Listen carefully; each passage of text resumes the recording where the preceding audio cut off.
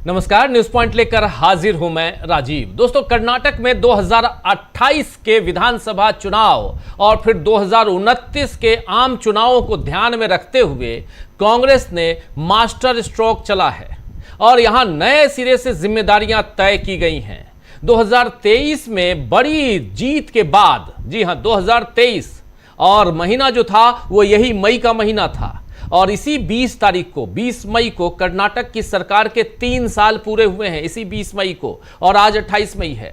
तो 2023 में बड़ी जीत के बाद दूसरी बार मुख्यमंत्री बने सिद्धारमैया ने आज अपने पद से इस्तीफा दे दिया है और इस्तीफा की घोषणा उन्होंने प्रेस कॉन्फ्रेंस में की है और तय है कि कल उप मुख्यमंत्री और कर्नाटक कांग्रेस के अध्यक्ष यानी प्रदेश अध्यक्ष डीके शिव कुमार का नाम नए सीएम के तौर पर घोषित किया जाएगा।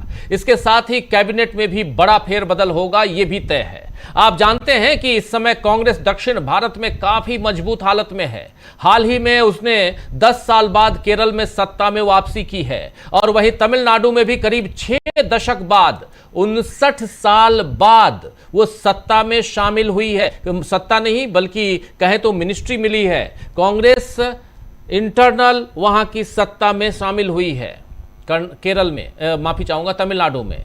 कर्नाटक और तेलंगाना पहले से ही उसके पास हैं और जिस तेजी से कांग्रेस अपना आधार दक्षिण भारत में बढ़ा रही है उसमें आंध्र प्रदेश भी फिर से उसके खाते में आ सकता है। ये सारे समीकरण 2029 के चुनाव में सत्ता बदलाव के लिए निर्णायक साबित होंगे। आप जानते हैं कि 131 सीटें इन राज्यों में हैं, जिसमें लक्षद्वीप और पुदुचेरी की भी एक सीटों को अगर आप जोड़ लीजिए तो 131 सीटें हैं और ये काफी महत्वपूर्ण हो जाती हैं सत्ता की दहलीज तक पहुंचाने में ये सीटें। आपको बता दूं कि आज सुबह जब पहले अपने कैबिनेट सहयोगियों के साथ सिद्धारमैया ने नाश्ते पर बैठक की और उसमें डीके शिव कुमार सिद्धारमैया को गले लगाते हुए और उनके पैर छूते हुए भावुक हो गए। अभी तस्वीर आप देख रहे थे, पैर छूते हुए और गले लगाते हुए, अभी हम दिखा भी रहे थे, हो गए। तभी ये देखिए, तभी और इसके बाद उन्होंने पैर भी छुआ है, वो तस्वीर भी अगर फोटो दिखा देंगे तो ये तभी यह तय हो गया कि कर्नाटक की कांग्रेस सरकार में बड़े सहज तरीके और सद्भावनापूर्ण माहौल में मुख्यमंत्री का चेहरा बदला जा रहा है। दरअसल मंगलवार को दोनों नेताओं ने दिल्ली में राहुल गांधी के साथ बैठक की थी। तभी से सुगबुगाहट थी कि कर्नाटक में कांग्रेस कोई बड़ा बदलाव करने जा रही है। कांग्रेस विरोधी मीडिया की बाछें इस तरह खिल गई थी कि पता नहीं क्या होने जा रहा है, सरकार गिर जाएगी, क्योंकि उन्हें किसी न किसी तरह कांग्रेस के खिलाफ कोई विवाद तलाशना होता है। गोदी मीडिया की बात कर रहा हूं मैं। उनकी दुकानदारी कांग्रेस को मुश्किल में दिखाने से ही चलती है, उनकी टीआरपी इसी से चलती है। इसलिए 2023 से ही डीके शिव कुमार और सिद्धारमैया के बीच दुश्मनी दिखाने वाली कई बेबुनियाद खबरें चलाई जाती रही हैं, आप देखते रहे हैं। यह सच है कि कुर्सी के कारण राजनीतिक दलों में बड़े नेताओं के बीच खींचतान चलती है, लेकिन इस प्रवृत्ति की शिकार अकेली कांग्रेस नहीं है। असल में कांग्रेस मुश्किल में इसलिए पड़ जाती है क्योंकि यहां आंतरिक लोकतंत्र है, इंटरनल जो डेमोक्रेसी है, नाराज नेताओं को बयान देने की छूट है और पार्टी आलाकमान के खिलाफ बोलकर भी बड़े पदों पर उन्हें बिठाया जाता रहा है। फिर भले पार्टी को इससे नुकसान हो, कोई दिक्कत नहीं है, आपने देखा है। दूसरी तरफ भारतीय जनता पार्टी में नरेंद्र मोदी और अमित शाह की मर्जी के खिलाफ एक पत्ता भी नहीं हिलता है। और इतना ही नहीं, भारतीय जनता पार्टी ही नहीं बल्कि गोदी मीडिया में भी इनकी मर्जी के खिलाफ कुछ नहीं कहा जाता है। उनकी मर्जी हुई तो एक नहीं बल्कि 2 बार गुजरात में मुख्यमंत्री और कैबिनेट को बदल दिया गया। जरा आपके सामने सारे नमूने रखता हूं।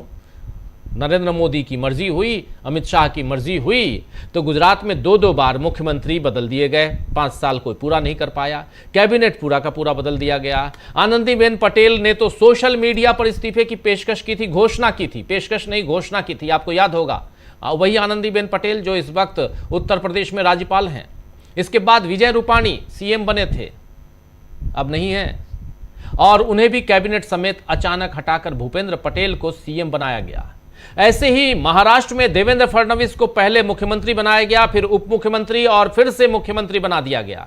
असम, मणिपुर, त्रिपुरा, मध्य प्रदेश, छत्तीसगढ़, राजस्थान, दिल्ली, उत्तर प्रदेश, उत्तराखंड, हरियाणा, ऐसे तमाम राज्यों में मुख्यमंत्री की कुर्सी पर मोदी और शाह की पसंद ही चली है और राष्ट्रीय अध्यक्ष से लेकर राज्यों के अध्यक्ष बनाने में भी उन्हीं दोनों की मर्जी चलती रही है।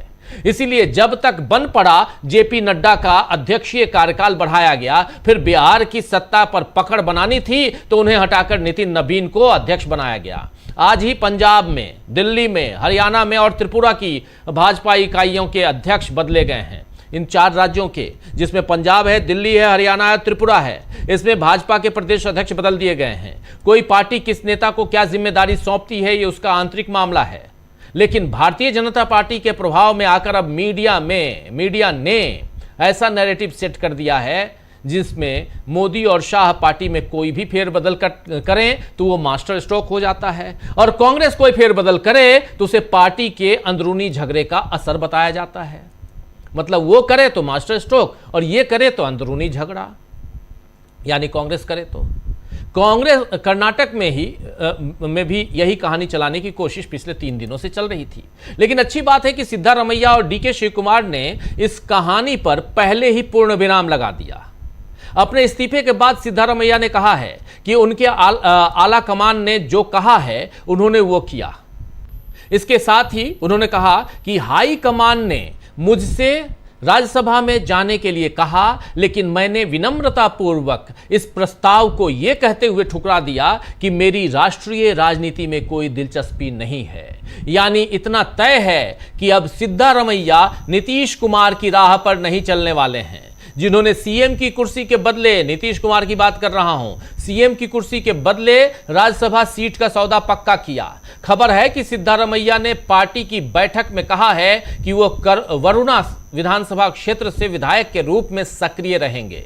वरुणा विधानसभा क्षेत्र उनका है। उनके चुनाव के समय, 2023 के चुनाव के समय, हम लोगों ने इनके विधानसभा क्षेत्र ही नहीं बल्कि इनकी गांव में जाकर रिपोर्टिंग की थी, वरुणा गांव में, और हमारे साथी प्रशांत टंडन जी ने रिपोर्टिंग की थी वहाँ से। वहाँ के लोगों की बाकी चीज़ें वहाँ उनके हम लोगों ने आप तक पहुँचाया था। तो वरुणा क्षेत्र में ही जहाँ से वो विधायक हैं वहाँ वो सक्रिय रहेंगे, जो 2008 से उनके परिवार का गढ़ रहा है, 2008 से, और अपना आने वाले जो शेष 2 साल का कार्यकाल है वो पूरा करेंगे, यानी वहाँ के विधायक वो बने रहेंगे। सिद्धारमैया नहीं कह रहे हैं कि मैं अब यहाँ दिल्ली की राजनीति में आऊँगा या राज्यसभा में जाऊँगा। सिद्धारमैया की ये रणनीति 2028 के विधानसभा चुनावों को ध्यान में रखकर ली गई है, ये साफ दिखाई देता है। आपके सामने थोड़ा सा कुछ और कर्नाटक की राजनीति में कुछ शब्द आते हैं, उन शब्दों का यहाँ जिक्र करना ज़रूरी है। कर्नाटक की राजनीति की जब आप बात करेंगे तो वहाँ एक शब्द आता है अहिंदा। अहिंदा शब्द जो कर्नाटक के साथी हैं वो अच्छी तरह से जानते हैं, हमारे जो विश्लेषक साथी हैं वो भी जानते हैं अच्छे से। अहिंदा का मतलब है अल्पसंख्यक, हिंदू पिछड़े वर्ग जो ओबीसी हिंदू है, और दलित। और वहाँ दलित में दोनों SC ST दोनों को जोड़ लेते हैं। ये जो अहिंदा वोट बैंक में उनकी लोकप्रियता, यानी सिद्धारमैया की लोकप्रियता को देखते हुए कांग्रेस पार्टी उन्हें राज्य स्तर पर बनाए रखना चाहती है, जिससे आगामी चुनावों में पार्टी को फायदा हो सके। वैसे इस साल कर्नाटक से राज्यसभा की 3 सीटें खाली हो रही हैं दोस्तों। कर्नाटक से इस साल राज्यसभा की 3 सीटें खाली हो रही हैं। इसमें से एक सीट सिद्धारमैया को ऑफर की गई थी। ले आइए, एक सीट सिद्धारमैया को ऑफर की गई थी, एक सीट। दूसरी सीट यहां देखिए, दूसरी सीट पार्टी अध्यक्ष मल्लिकार्जुन खड़गे को, और तीसरी सीट डीके शिवकुमार के भाई डीके सुरेश को दिए जाने की संभावना है। ये बात यहां चल रही है। अब यह देखना होगा कि तीसरी सीट किसके खाते में जाती है। यानी ये जो पहली सीट, जो तीसरी सीट में यहां कह रहा हूं, वो पहली सीट है। यानी पहली सीट सिद्धारमैया जिन्होंने मना कर दिया है कि मैं राज्यसभा नहीं जाऊंगा, तो वो सीट अब किसके खाते में जाएगी। इस बार इधर 8 बार के विधायक, डीके शिवकुमार 8 बार के विधायक हैं, तो डीके शिवकुमार 8 बार के विधायक सीएम बनेंगे अगर, तो इससे कांग्रेस मजबूत ही होगी, कमजोर नहीं होगी। डीके शिवकुमार कांग्रेस हाईकमान के भरोसेमंद हैं, उन्हें संगठन चलाने का अच्छा अनुभव है। कर्नाटक के अलावा कई राज्यों में पार्टी की तरफ से दी गई जिम्मेदारियों को वो निभाते रहे हैं। उम्र का गणित भी डीके शिवकुमार के पक्ष में जाता है। वो अभी 64 साल के हैं, 64 बरस के हैं। अब वहीं सिद्धारमैया, जी हाँ, सिद्धारमैया और 78 साल के हो चुके हैं। इन दोनों के भरोसे कांग्रेस कर्नाटक के जातीय समीकरण को भी अच्छे से साध सकती है। सिद्धारमैया जो हैं वो अहिंदा यानी ओबीसी, दलित और अल्पसंख्यकों के सामाजिक गठजोड़ के नेता के तौर पर स्थापित हैं और कुरुबा यानी चरवाहा समुदाय से आते हैं। सिद्धारमैया चरवाहा समुदाय से आते हैं, कुरुबा जाति से। और वहीं डीके शिव कुमार, इन दोनों का देखिए अगर तुलना करें हम, सिद्धारमैया बनाम शिव कुमार, तो डीके शिव कुमार जो हैं वो वोक्कालिगा समुदाय से आते हैं जो कर्नाटक की जनसंख्या का लगभग 12 से 15% है। ये समुदाय पुराने मतलब ओल्ड मैसूर क्षेत्र, फिर जिसमें मांड्या है, हासन है, मैसूर है, रामनगर है, तुमकुर है, ये सारे क्षेत्र आते हैं। यहाँ की लगभग 50 से 100 विधानसभा सीटों पर सीधा प्रभाव रखता है ये समुदाय वोक्कालिगा। डीके शिव कुमार के कारण कांग्रेस को इन सीटों पर बढ़त मिलेगी। वहीं अब उनकी जगह सतीश जरकीहोली, जी हां, सतीश जरकीहोली को कर्नाटक कांग्रेस का नया प्रदेश अध्यक्ष बनाने की चर्चा चल रही है, जो अनुसूचित जाति से आती हैं। जातीय समीकरण साधने के लिए कांग्रेस 2 से 3 उप मुख्यमंत्री बना सकती है, जिसमें एक लिंगायत समुदाय और एक दलित समुदाय से हो सकता है। आपको बता दें कि लिंगायत समुदाय के वोट भी अक्सर चुनाव में निर्णायक होते हैं। कांग्रेस के प्रमुख लिंगायत चेहरों में शामिल और मध्यम और बड़े पैमाने के उद्योग मंत्री एमबी पाटिल, नाम सुना होगा आप लोगों ने, एमबी पाटिल को उप मुख्यमंत्री पद का मजबूत दावेदार माना जा रहा है। और इसके अलावा सिद्धारमैया के बेटे यतींद्र को भी उप मुख्यमंत्री के पद के तौर पर रखा जा सकता है। तो कुल मिलाकर ये जो गणित आपके सामने रख रहा था, कुल मिलाकर कांग्रेस 2028 का विधानसभा और 2029 के लोकसभा को ध्यान में रखकर काफी सावधानी से अपने पत्ते रख रही है। क्या इस रणनीति से वो बीजेपी को रोक पाएगी? दक्षिण भारत और कांग्रेस के सामने 2 चुनौतियां यहां पर महत्वपूर्ण चुनौतियां हैं। पहली चुनौती कर्नाटक की सत्ता को दोबारा हासिल करना 2028 में। आपको यह भी बता दूं कि 30 साल से, जी हां, पिछले 30 साल से कर्नाटक की सत्ता हर 5 साल में बदल जाती है। तो क्या इस क्रम को कांग्रेस तोड़ पाएगी 2028 में? पहला सवाल यह होता है, क्योंकि दूसरे राज्यों में यह क्रम टूटा है। बगल में जाइए, केरल में टूटा। केरल में हर 5 साल में सत्ता परिवर्तन होता था, लेकिन पिछली बार नहीं हुआ और इस बार हुआ है, यानी 10 साल तक वहां पर सीपीएम यानी लेफ्ट एलडीएफ की सरकार रही, लेफ्ट डेमोक्रेटिक फ्रंट की सरकार रही वहां पे। तो क्या यहां भी वो क्रम टूटेगा और कांग्रेस रिपीट करेगी? पहला यहां पे जो इंपॉर्टेंट पार्ट यहां पे आ जाता है, एक तो ये है। दूसरा एक राज्य है, एक कर्नाटक हो गया जहां सत्ता, दूसरा राज्य कांग्रेस के सामने एक और चुनौती, दूसरा राज्य है आंध्र प्रदेश। आंध्र प्रदेश के गणित कांग्रेस के लिए बहुत यहां पर आसान नजर आ रहे हैं। आपको मैं बोलूंगा शायद आसान शब्द से आप परेशान हो जाएंगे, लेकिन यहां आसान शब्द मैं आपके सामने उसको थोड़ा और ओपन करता हूं, खोलता हूं, इसलिए क्योंकि चंद्रबाबू नायडू के सामने सबसे बड़ी चुनौती होगी कि अभी तो सत्ता में काबिज हैं, अभी बीजेपी के साथ हैं, एनडीए के सहयोगी हैं। 2019 से पहले भी एनडीए के सहयोगी थे, लेकिन उन्होंने छोड़ा था। क्यों छोड़ा था एनडीए का दामन? क्योंकि उनको अपनी सत्ता अगर चाहिए दोबारा उस राज्य में, तो फिर मुसलमानों का हितैषी भी बनना होगा, जो बीजेपी नहीं है। खुले तौर पर मुसलमानों को अपना वोट बैंक नहीं मानती है। और अभी आपने देख लिया पश्चिम बंगाल के एक विधायक ने क्या कहा कि मुसलमान में एक भी वोट मुझे नहीं दिया है, मैं उसका काम अगले 5 साल तक नहीं करूंगा। बदले की भावना मुसलमानों के साथ, क्या इस बदले की भावना के साथ आंध्र प्रदेश में दोबारा चंद्रबाबू नायडू काबिज हो पाएंगे? ये चंद्रबाबू नायडू के सामने अगर ये बड़ी चुनौती है, तो ये इस चुनौती को भुनाने के लिए वहां पर 2 लोग यहां बहुत मजबूती के साथ खड़े होते, एक जगन मोहन रेड्डी और दूसरे कांग्रेस पार्टी। कांग्रेस पार्टी के लिए बड़ी चुनौती, बड़ी बात यहां पर जो उसके लिए आसान बनाती है वो ये है डीके शिव कुमार और दूसरा रेवंत रेड्डी।